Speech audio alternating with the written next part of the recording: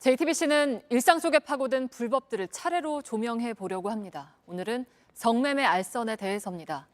국내에서 가장 큰 규모의 성매매 알선 사이트였던 밤의 전쟁은 회원이 70만 명, 총 수익은 140억 원에 달했습니다.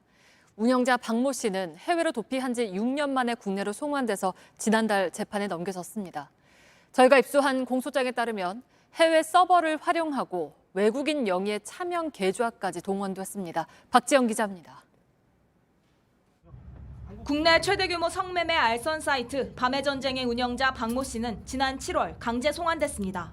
해외로 도망을 다닌 지 6년 만입니다. 성매매 알선 등 혐의로 척병장이 발부돼서 수원지검은 지난달 18일 박 씨를 성매매 처벌법 위반 혐의로 재판에 넘겼습니다. 박 씨 등이 밤의 전쟁 사이트를 처음 연 건 지난 2014년입니다. 사무실은 서울과 경기도 일대에 차렸습니다. 하지만 홈페이지 도메인은 일본 후쿠오카에 등록하고 미국 캘리포니아에서 접속하는 것처럼 IP를 우회해 접속하도록 했습니다. 한국에서 사이트가 차단되는 걸 막기 위해서입니다. 여기엔 성매매 업소 5,600여 개의 광고를 실었습니다. 업소로부터는 월 10만 원에서 50만 원 상당의 광고비를 받고 약 5년간 총 140억 원을 벌어들였습니다. 수익금은 모두 일본인 명의의 계좌를 이용했습니다. 이렇게 운영된 사이트가 3개, 회원 수는 최소 70만 명이 넘습니다. 업소 이용 후기를 많이 올리는 회원에게 할인 쿠폰을 발행하며 충성 회원을 늘렸습니다. 이 과정에서 여성의 개인정보가 유포되기도 했습니다. 2016년 공범 중 일부가 경찰에 적발되자 박 씨는 해외로 도주했습니다. 그럼에도 수사가 본격화된 2019년 전까지 사이트를 계속 운영해 수익을 거둘 수 있었습니다. JTBC 박지영입니다. 성매매를 알선했다가 유죄가 인정되면 3년 이하의 징역 또는 3천만 원 이하의 벌금을 받게 됩니다. 그런데 저희 취재진이 실제로 어떤 처벌이 내려졌는지를 살펴봤더니 절반 이상이 집행유예에 그쳤습니다. 해외 도피까지 하던 운영자를 어렵게 잡았지만 밤의 전쟁 사이트도 시즌2라는 이름으로 여전히 활개를 치고 있습니다. 계속해서 조혜연 기자입니다. 성매매 알선 사이트 이름을 검색하면 곧바로 접속할 수 있는 링크가 뜹니다.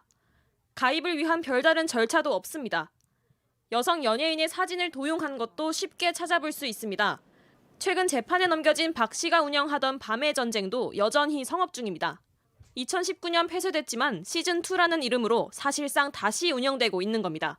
유해 사이트로 지정돼 접속이 차단될 경우 주소 뒤에 붙은 숫자만 바꿔 다시 접속하라고도 알려줍니다. 수사망을 피해 사이트를 사실상 무한 복제시킬 수 있는 방법입니다. 취재진은 성매매 알선 범죄의 최근 5년간 1심 결과를 분석해봤습니다. 절반 이상이 집행유예형을, 30%는 그보다 가벼운 벌금형을 선고받았습니다. 우리들은 운영 기간이 짧다. 그리고 올라온 게시물들도 양이 적다. 이제 이것으로 벌어들인 이득은 더욱 훨씬 더 적다. 그래서 굉장히 처벌 수위가 낮아질 수 있죠. 140억대 수익을 올린 밤의 전쟁 박 씨 공범들도 최소 징역 8월에서 최대 징역 1년 10월을 선고받았습니다. 전문가들은 이 같은 가벼운 형량이 재범률을 높인다고 지적합니다. 징역을 선고받는다고 하더라도 다시 이제 풀려났을 때 기간도 짧고 이러니까 그 성매매 업을 계속하는 것이 별로 부담스럽지는 않는 거죠. 미국은 2018년 성매매 알선 사이트 운영진에게 최대 징역 10년을 선고할 수 있는 법을 만들었습니다. JTBC 조혜연입니다.